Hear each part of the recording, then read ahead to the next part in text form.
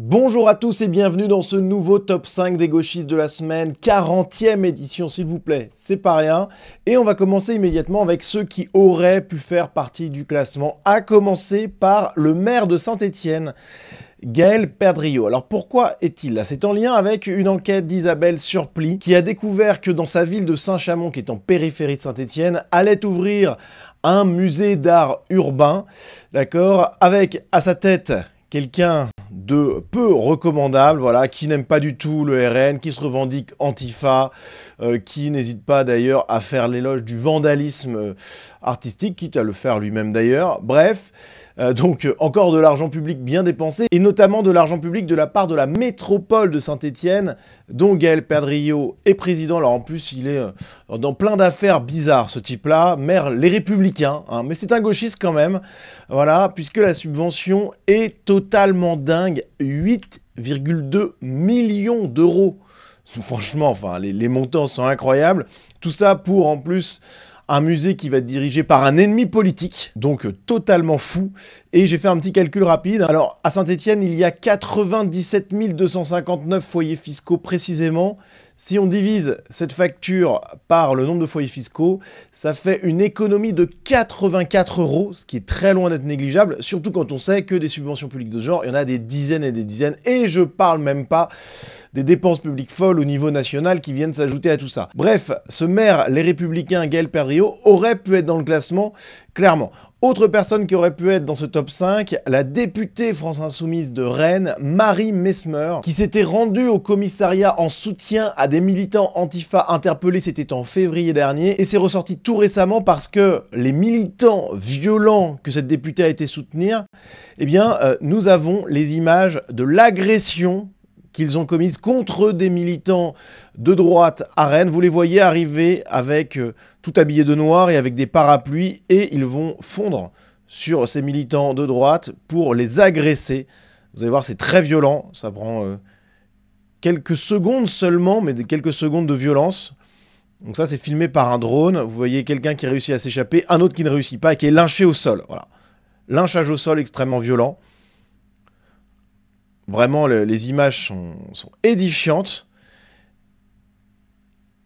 Franchement, c'est incroyable. Alors, il faut savoir en plus que lors de leur procès, ces antifas ont été relaxés parce que le drone qui a filmé ces images n'était pas censé être là à ce moment. Bon bref, en fait, il les suivait parce qu'il voyait qu'il allait avoir du grabuge, mais ça suffit pas, voilà. Cette preuve n'a pas été recevable et donc ils ont été relaxée. Et Marie Messmer, elle avait été soutenir ces gens-là après cette action ultra-violente. Ce qui démontre d'ailleurs la complicité entre la France Insoumise et ses milices radicales. Là, il n'y a aucun doute là-dessus, ils sont main dans la main. Allez, pour finir, autre personne qui aurait pu être dans ce classement, cet humoriste du service public, s'il vous plaît, France 2, nos impôts qui payent. Ce comique, Philippe Cavrivière, alors qui a fait une chronique sur la mort du pape, je vous épargne, je vous passe pas les détails, mais en se moquant du fait qu'il était mort et qu'il avait meilleure mine une fois mort qu'avant, enfin bon bref, pareil sur la mort des cardinaux à cause de la canicule. Des plaisanteries qu'on pourrait recevoir à la limite si jamais cet humoriste faisait exactement la même chose avec d'autres religions. Évidemment, il ne critiquera jamais le clergé de l'islam de cette manière-là, bien entendu, parce qu'il faudrait surtout pas stigmatiser les croyants qui sont des gentilles petites pépites venues enrichir notre pays.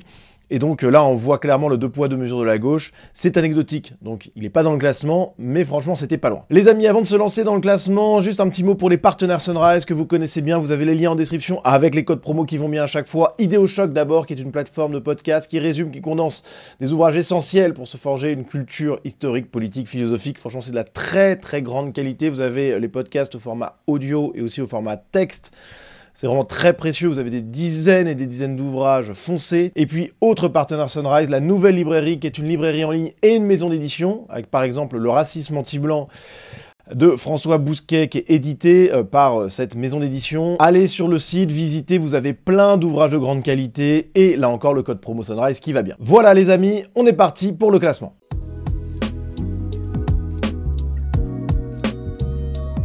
En 5e position, on découvre un nouvel entrant dans ce classement, Dany Caligula. C'est un pseudonyme du duo Dany et Raz, un duo de streamers très connus qui a notamment reçu Jean-Luc Mélenchon dans une émission spéciale. Donc c'est pas rien. Clairement, on les voit tous les trois réunis. Alors, pourquoi est-il dans ce classement? Tout simplement parce que Dani Caligula, c'est quelqu'un qui se revendique, bien entendu, de gauche, et donc du camp du bien, qui n'hésite pas à faire la leçon à beaucoup de monde sur plein de choses différentes. Mais depuis quelques mois, avait été noté par certains observateurs le fait qu'il y avait quand même un peu de prudence qui était mis dans les discours de ce duo quant aux accusations de violences sexuelles. Notamment dans le camp de la gauche, parce que c'est bizarre, c'est censé être le camp du bien, le camp des meilleurs représentants de ce qui se fait de plus haut dans l'humanité, mais en réalité, ça a l'air d'être un milieu qui est rempli de connards. Voilà, il n'y a pas d'autre mot, avec des gens qui manipulent les nanas, etc., etc. Alors je dis pas que ça n'existe pas ailleurs, bien entendu, mais par contre, chez eux, il y a quand même quelque chose de glauque, quand même. Et bien là, ça n'a pas manqué, Mediapart a sorti une grosse enquête sur ce fameux Dani, avec Edoui Plenel lui-même qui tweet « Violence psychologique et sexuelle, des femmes accusent Dani Caligula, streamer montant de la gauche française. Le vidéaste qui a construit une partie de sa carrière sur sa croisade contre la gauche morale nie une grande partie des accusations. » Voilà. Alors, c'est assez époustouflant parce que dans cet article que j'ai lu, eh bien on se rend compte, alors déjà que c'est de la médiocrité absolue. Voilà. Le type fait du chantage au suicide pour avoir une relation sexuelle avec une nana qu'il convoite, en disant « si tu couches pas avec moi, c'est parce que tu me trouves laid, c'est parce que je suis pas beau ». Alors bon, je rigole, c'est pas drôle du tout, parce que pour le coup, vraiment, c'est glauque au dernier degré, et notamment, bien entendu, pour la femme qui subit ça, mais, enfin, je veux dire, bon, Enfin, c'est la gauche, en fait. C'est assez logique en soi, hein, parce que c'est toujours le ressentiment qui est l'un des moteurs principaux de la motivation des gauchistes. Au fond du fond, bah là, voilà, on en a une illustration parfaite. Il a un manque de confiance en lui absolu. Il se considère moche, a priori. Bon, on va pas l'enfoncer, quoi. Mais bon, c'est un peu terrible, ce genre de choses, de devoir dire ça à une nana pour que finalement elle ait pitié de vous et qu'il y ait donc une relation sexuelle avec elle.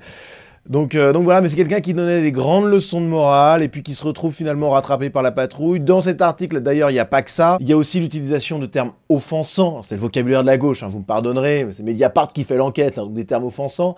Raciste, transphobe, oui messieurs dames, en privé, Dani et sa bande se lâchaient totalement, donc comme quoi, au fond tout ça c'est quand même une grosse part de spectacle. Eux-mêmes, en partie, hein, sont conscients de ça, conscients que bah, leur idéologie est inapplicable. Mais voilà, pour cette hypocrisie, pour ce double discours habituel à gauche, mais particulièrement exceptionnel dans ce cas précis, eh bien il rentre dans le top 5 des gauchistes de la semaine, indépendamment de tout ce qui va être avéré ou pas, et de ce que va démontrer l'enquête si elle a lieu. Bon, de toute manière, il a admis beaucoup de choses déjà, beaucoup de choses extrêmement glauques, clairement.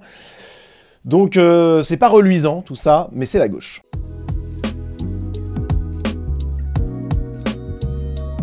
En quatrième position, on retrouve un habitué qu'on a aperçu justement il y a quelques secondes.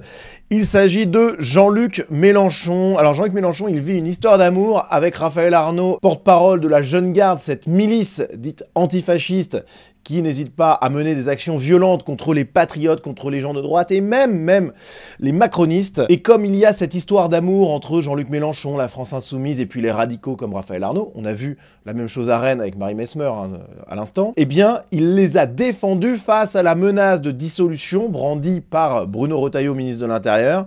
Et il a notamment pris la parole lors d'un rassemblement en soutien à la Jeune Garde et aussi à l'association Urgence Palestine qui va être dissoute de la même manière.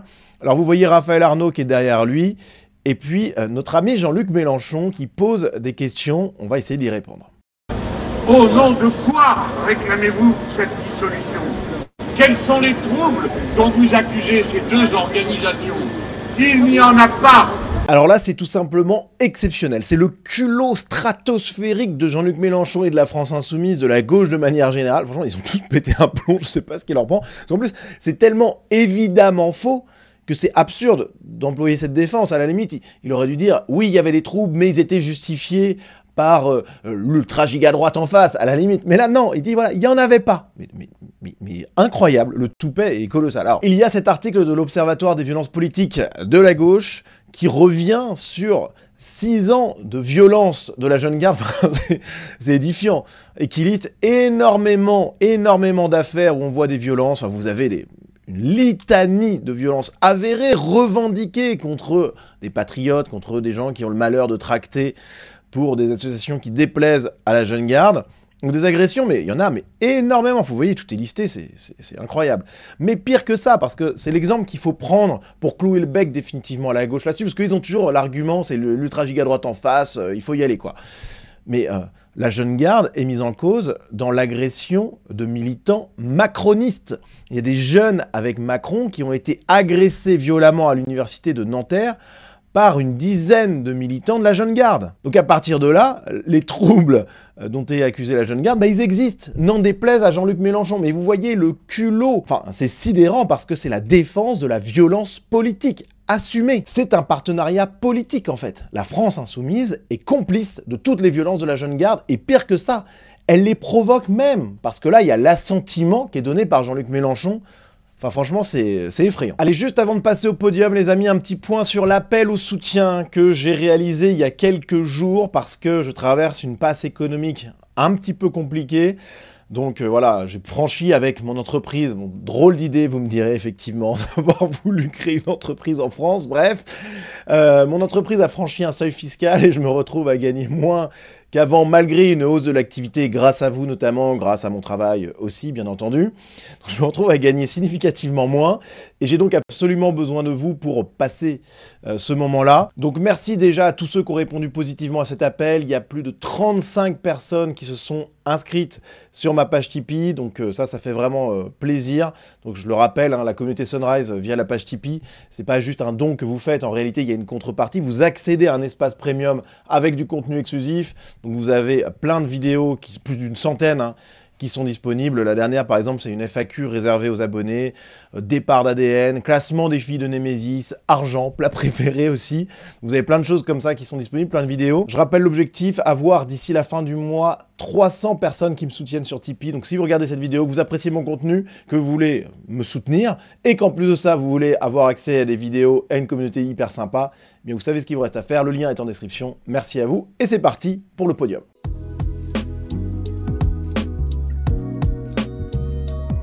En troisième position de ce top 5 des gauchistes de la semaine, on retrouve Marie Coquille Chambel, qui est une militante féministe, antifa revendiquée, hein, de gauche radicale, il n'y a pas de souci là-dessus, qui est très active sur les réseaux sociaux. Vous voyez, elle a plus de 20 000 abonnés sur X, donc c'est pas mal. Et alors pourquoi est-elle dans le classement cette semaine? Eh bien tout simplement parce qu'elle a annoncé sur Twitter porter plainte contre Frontières. On le voit dans une longue vidéo, elle explique qu'elle est persécutée par ce média. Alors, qu'est-ce qui est en cause? Ce qui est en cause, c'est ce tweet de Garen, qui est membre de la rédaction de Frontières, et qui répond à un tweet qui est aujourd'hui indisponible, qui a été effacé depuis. On va y revenir à la fin de l'étude du cas, parce que vous allez voir, c'est savoureux. Bref, mais elle parle de son doctorat, okay, en disant « je suis une doctorante », voilà. Et Garen, ben, finalement, il s'est demandé en quoi elle était doctorante, et il a tapé « Marie Coquille Chambel » dans Google, et voilà sur quoi il est tombé. Marie Coquille Chambel, doctorante en études théâtrales. C'est vrai que c'est pas un doctorat en physique quantique, en mathématiques appliquées, ou que sais-je. Donc, Garen, il commente tout ça en disant, voilà le doctorat en question, et c'est Nicolas qui paye, parce que bah, des doctorantes en études théâtrales, bon, je sais pas si pour la collectivité, c'est vraiment à plus, mais c'est quand même la collectivité qui paye tout ça. Et alors ça, notre amie Marie Coquille Chambel, elle n'a pas du tout apprécié ça. Voilà le tweet qu'elle a fait. Absolument ravi de découvrir qu'un journaliste de Frontières balance mon mail et mon affiliation universitaire sur son réseau social, suivi exclusivement par l'extrême droite. Frontières nous met tous et toutes en danger. Mais de quoi tu parles, Marie Coquille Chambel? De quoi tu parles? Garen, il est juste en train de mettre en exergue le fait que le diplôme duquel tu te prévaux de manière docte, c'est le cas de le dire, bon, ben, finalement, c'est un peu en mousse, quoi. Voilà, c'est un peu en mousse et c'est payé par nous. C'est absolument pas une menace, etc. Mais pour Marie Coquille Chambel, c'est du harcèlement, de la mise en danger également, et donc ça vaut à Frontières une plainte. Alors, bon, rappelons quand même juste que ces informations sont publiques, il suffit de taper son nom, c'est une militante. Elle s'affiche sur les réseaux avec son vrai nom, etc., son visage, mais c'est tout à son honneur, enfin, il n'y a pas de problème, mais ce sont des infos publiques. Voilà, qui arrive en première position dans Google. Donc de quoi elle nous parle en fait? Comme si c'était un appel à la harceler, et même à l'agresser physiquement. Enfin franchement, faut pas déconner. Les gens qui se font tabasser dans les universités pour leur affiliation politique, c'est certainement pas Marie Coquille Chambel et ses amis. C'est plutôt au contraire les gens de droite qui se font tabasser par les antifas, comme on a vu à Rennes par exemple. Donc, Bref, inversion totale, et puis surtout, syndrome de la persécution, quoi. Et d'ailleurs, elle est tellement persuadée d'être harcelée que, elle continue, hein, simplement pour vous dire que le harcèlement de Frontières continue, puisqu'il y a un portrait sur le site de Frontières qui a été dédié effectivement à sa personne, mais c'est normal, en fait, c'est une militante, faut pas s'en étonner. Au fond, est-ce qu'elle est vraiment aussi offusquée que ça, ou au contraire, est-ce qu'elle n'est pas contente d'avoir la lumière sur elle qui la met en valeur, d'une certaine manière, en tant que militante de gauche? Bon, je sais pas, mais en tout cas, elle a l'air de prendre ça vraiment au sérieux. C'est assez triste, franchement, de voir tout ça. Là où c'est assez drôle, c'est que Marie Coquille-Chambel, en plus d'être une militante sur les réseaux sociaux, etc., eh bien, c'est une actrice de théâtre. Et Marie Coquille-Chambel, eh bien, elle joue dans une pièce MeToo Théâtre, hein, qui est subventionné largement par la ville de Paris, le ministère de la Culture, la région Normandie, etc., etc. Donc, ça a beau être quelqu'un qui traite les autres de bourgeois, ça a beau être quelqu'un qui parle de harcèlement contre elle, etc., qui s'oppose au système, eh bien, c'est aussi quelqu'un qui vit par ce système, qui vit des subventions publiques, qui vit donc de notre argent, tout simplement. Et puis pour conclure, on va revenir sur ce tweet auquel répondait Garenne, et qui a été supprimé par Marie Coquille-Chambel, et pour moi, vraiment, c'est exceptionnel. C'est la cerise sur le gâteau. Elle réagissait à une invitation lancée par Emmanuel Macron, une invitation à tous les chercheurs, les universitaires, les doctorants américains qui fuiraient l'ignoble Donald Trump, une invitation donc à venir en France, à venir en Europe. Et là, ce qui est savoureux, les amis, c'est que de nombreux universitaires de gauche, dont Marie Coquille-Chambel dans ce tweet, se sont retrouvés à devenir des critiques de l'immigration. Bah oui, parce que quand des chercheurs américains viennent à l'université française, bah ça fait des places en moins pour les Marie Coquille-Chambel et autres. Et là, tout d'un coup, eh bien, l'immigration devient plus une chance, une richesse, mais au contraire une menace. Et tous les grands discours, toutes les belles idées s'envolent, voilà. Et c'est magnifique, c'est magnifique. Un beau retournement de veste, très classique, mais toujours intéressant à observer.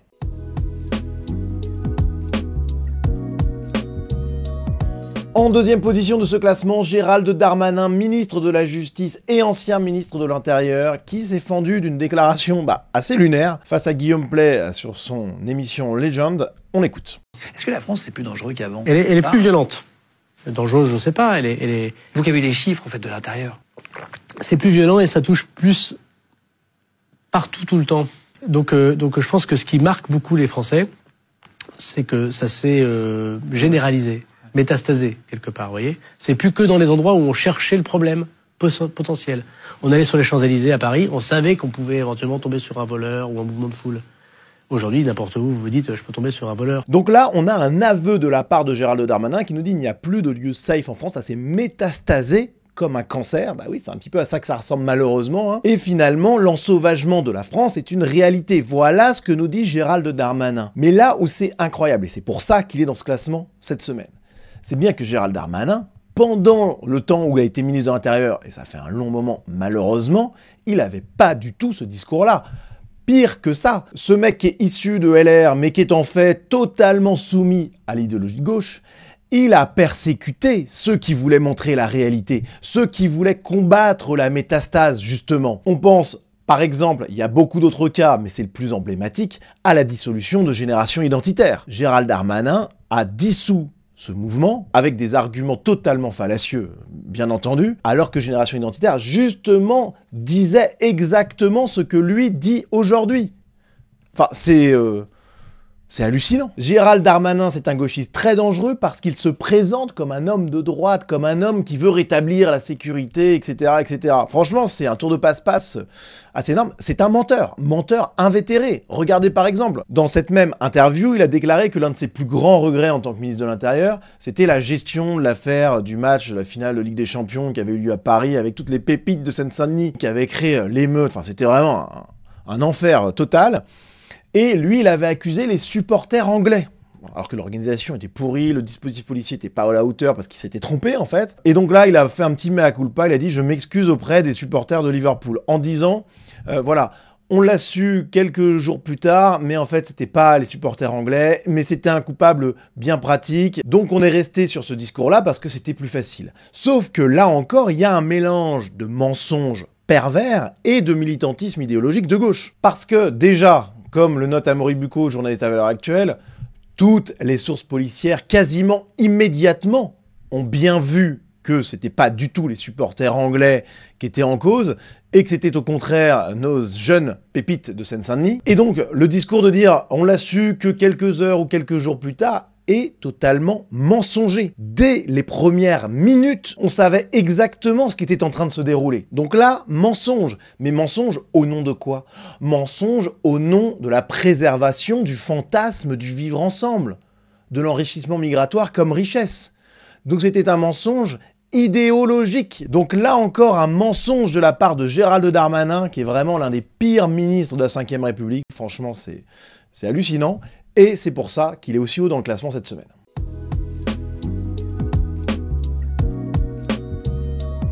Et en première position cette semaine, la méga star de ce classement, il est en train de dépasser Mathieu Slama. Franchement, il est extrêmement costaud. Thomas Guénolé. Thomas Guénolé, qui a été salué cette semaine par Ilan Gabet, dont on a déjà parlé la semaine dernière. Entre gauchistes primés par mon classement, bah on se soutient, c'est normal. Voici le tweet. Initiative très importante et salutaire de Thomas Guénolé. Il lance son émission hebdomadaire afin de déconstruire les discours d'extrême droite et de permettre aux gens de le faire. Je vous invite à regarder cette vidéo. Alors, les amis, j'ai regardé cette vidéo. Bon, déjà, on est au niveau 0 de la technique, de la qualité. Enfin, c'est très bizarre. Je vais vous passer les premières secondes, comme ça vous allez juger.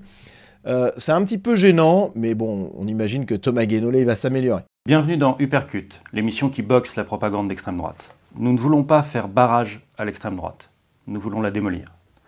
Nous n'allons pas pleurer, nous allons nous battre. Je suis le professeur Thomas Guénolé, présentateur et auteur de cette émission. Non mais c'est trop, je suis le professeur. Vous savez, c'est comme sur les réseaux sociaux, vous avez ces mecs qui mettent PhD dans leur bio, et vous savez quoi, je suis certain en plus qu'il l'a fait parce que c'est obligatoire. Voilà, mais évidemment, mais c'était sûr. Aïe, aïe, aïe, aïe, aïe, politologue, PhD, professeur de relations internationales. Non mais oui, voilà. Parrain d'une association, prix Nobel de la paix entre parenthèses. Mais c'est trop, putain, c'est trop. Lui, c'est vraiment, il est colossal. Donc vous voyez la vidéo, elle est un peu craignos parce qu'en fait les montages sont pas bien faits, techniquement il y a vraiment des grosses problématiques, il y a un fond vert derrière, c'est très très mal fichu, bon, le son est pas bon non plus, mais bon, à la limite, il débute, c'est un petit youtubeur débutant, notre ami Thomas Guénolé, pourquoi pas, et puis personne n'est parfait, surtout pas moi, donc je m'arrête là pour la critique. Mais vous voyez quand même que c'est intéressant, il dit, on n'est pas là pour faire barrage à l'ultra-giga droite, non, on est là pour la démolir. Choix de vocabulaire très intéressant. Et l'un des moyens de démolir cette ultra-droite qui est présentée dans cette première émission, c'est le signalement Arcom. Voilà. On a une partie de l'émission où on nous dit, voilà, comment faire pour faire un signalement. Vous allez sur Google, vous tapez Arcom, etc. Vous allez sur le site et il y a un endroit spécifique pour faire un signalement. Ah là là là là là là, Grima, langue de serpent, c'est tellement visqueux, franchement. C'est ridicule, hein. Voilà, tu parles d'un uppercut. Le type va signaler comme un petit... franchement, les comparaisons historiques sont faciles. Mais vraiment, le petit mec qui va dénoncer son voisin, qui envoie une lettre à la commandanture, là, mais bien dégueulasse, franchement. Il n'y a pas d'honneur là-dedans. Il n'y a pas d'honneur. Bon. Et surtout que Thomas Guénolé, quand même, rappelons-le, il a officié pendant longtemps sur la chaîne C8, dans l'émission Touche pas à mon poste de Cyril Hanouna, qui est censé être un repère de l'ultra-giga-droite, hein. Pour lui, j'en suis certain. En tout cas, le groupe Bolloré, c'est clair et net. Il a été payé par le groupe Bolloré. Est-ce que à ce moment-là, il était à faire des signalements Arcom quand il y avait sur le plateau un chroniqueur qui disait quelque chose qui lui plaisait pas? Ben non, parce qu'en fait, notre ami Thomas Guénolé, c'est un lâche. C'est un lâche. Comment on peut avoir cette attitude aussi guerrière une fois qu'on est bien dans son petit studio et d'aller dénoncer Bolloré, etc. alors que pendant des mois, on a pris de l'argent sur cette chaîne sans rien dire? Enfin, franchement, c'est exceptionnel cette performance de Thomas Guénolé. Alors Thomas Guénolé, il veut donc nous mettre un uppercut. Ok, moi j'attends, parce que l'uppercut de Guénolé, bon, quand on voit ce qu'il fait avec une pompe, ça c'était quand même la séquence de l'année, quoi. Aïe, aïe, aïe, aïe, aïe, aïe, regardez là, le moment où il n'arrive pas à se lever sur ses petits bras et il est obligé de tordre son dos pour faire... Ah non, mais c'est abusé, quoi. Bon, donc, Guénolé qui n'arrive pas à faire une pompe, il veut nous mettre un uppercut. Moi, j'attends. J'attends. En tout cas, ce qui est amusant, c'est qu'il choisit quand même bien ses interlocuteurs. Donc il a fait toute une démonstration qui est bancale, mais comme d'habitude, j'ai envie de dire, sur cette première émission. Pareil, il va aller sur Sud Radio, et puis il va aller attaquer Elisabeth Lévy, etc. Elisabeth Lévy, vous dites que des enfants juifs se sont fait casser la gueule par des amis de Mélenchon.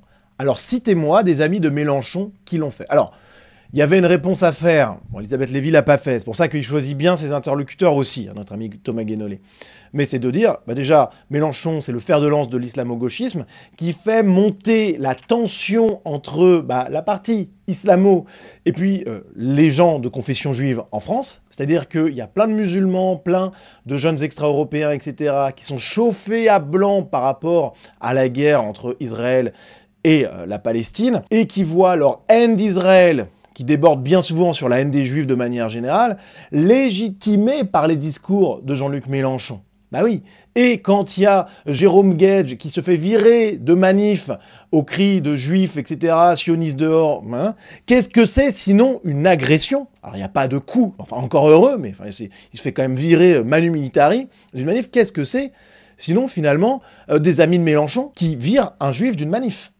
Là, tout d'un coup, Thomas Guénolé, il aurait peut-être déjà eu un peu de mal à répondre. Et encore, ça c'est qu'un exemple, puisque des dérapages antisémites dans des manifestations où il y avait des gens de la France insoumise, il y en a eu à foison.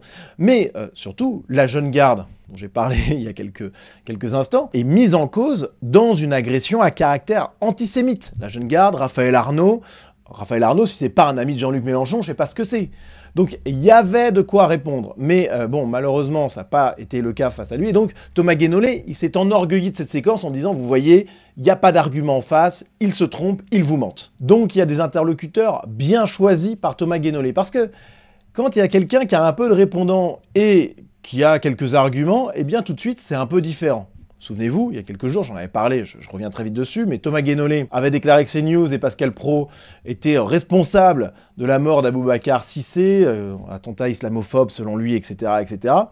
Et donc moi, je lui avais répondu de manière factuelle, précise, pour montrer que ce qu'il disait était complètement délirant, et la réponse n'a pas été à la hauteur. Voilà, je lui ai répondu ensuite, je vous passe les détails, vous irez regarder, mais en fait, je l'ai fait taire, Thomas Guénolé. Bon, c'est virtuel, c'est sur Twitter, mais vous voyez qu'il n'y a pas de réponse. Parce qu'en fait, je lui démontrais que j'avais raison et qu'il avait tort. Et là, silence radio. Pareil, quand je lui ai demandé de répondre ensuite sur plein d'autres thèmes où il racontait n'importe quoi, je le démontrais factuellement, et là, pareil, pas de réponse. Donc Thomas Guénolé, il est dans son petit studio, il a l'impression qu'il va mettre des uppercuts à la droite. Bon, moi, j'attends de voir. Voilà, Thomas Guénolé en boxeur, j'ai un peu de mal à y croire.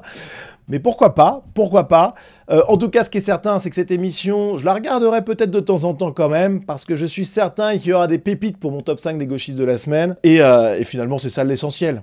C'est que Thomas Guénolé, malgré quand même son caractère un peu pervers, il nous fasse rire. Et c'est pour ça qu'on l'aime bien, notre ami Thomas Guénolé. C'est pas pour rien que c'est une star de ce classement, et qu'à mon avis, on le retrouvera très prochainement.